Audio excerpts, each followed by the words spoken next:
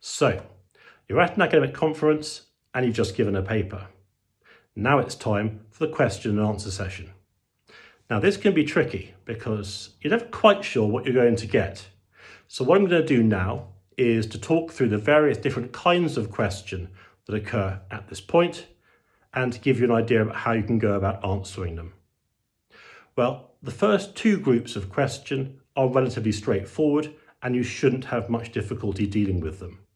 The first question is what I call starter questions. Now these might be asked by members of the public or academics from other fields, just asking for basic information about your field of research. The second group are what I call interested questions, from specialists in your topic, but asking questions which you'll have no difficulty answering. You have the information at your fingertips. Now, for either of those two groups, and I must say that these sorts of questions represent the vast majority of questions you get at conferences, you shouldn't have much difficulty dealing with them. But the remaining three groups of questions require a little more thought. Group 3 is, well, they're not so much questions, they're more of a comment. Academics do this. Sometimes in a question and answer session, they sort of make a statement of their own.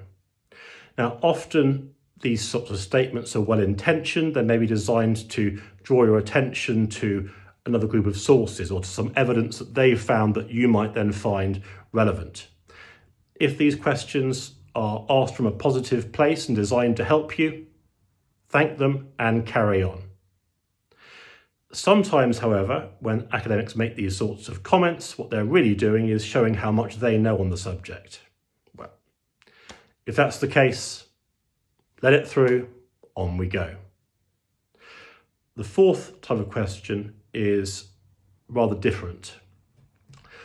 This does not happen much. It happens very infrequently, but every now and again, a question is asked that is in some way inappropriate, unkind, in extreme cases, even abusive. Now, the point I want to make here is that in such circumstances, you do not have to answer the question. Now, ideally, the chairperson should pick up on the fact that an inappropriate question has been asked and they should deal with it, putting a stop to the question.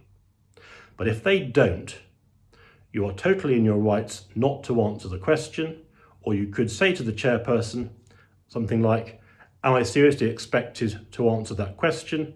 In which case, hopefully they'll wake up and then take the matter into their own hands.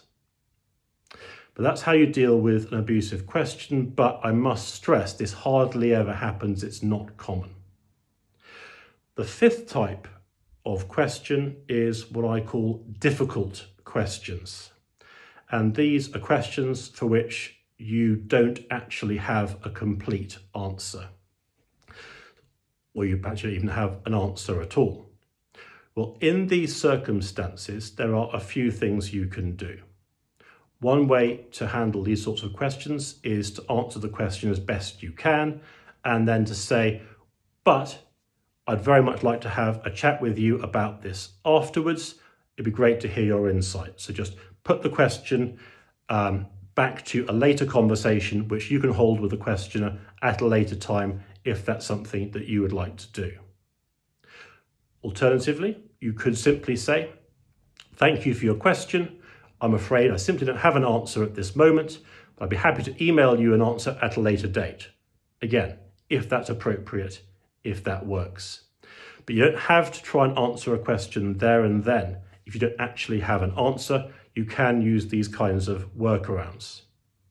So these are the kinds of questions you tend to get in academic conferences, but I have to say from my own experience at least, that academic conferences and academic audiences are normally very supportive, particularly of PhD students and early career researchers. The main things are to remain professional, maintain your composure, and take your time. You don't have to rush in giving your response. I do hope that this has been useful, and very best wishes for your conference paper.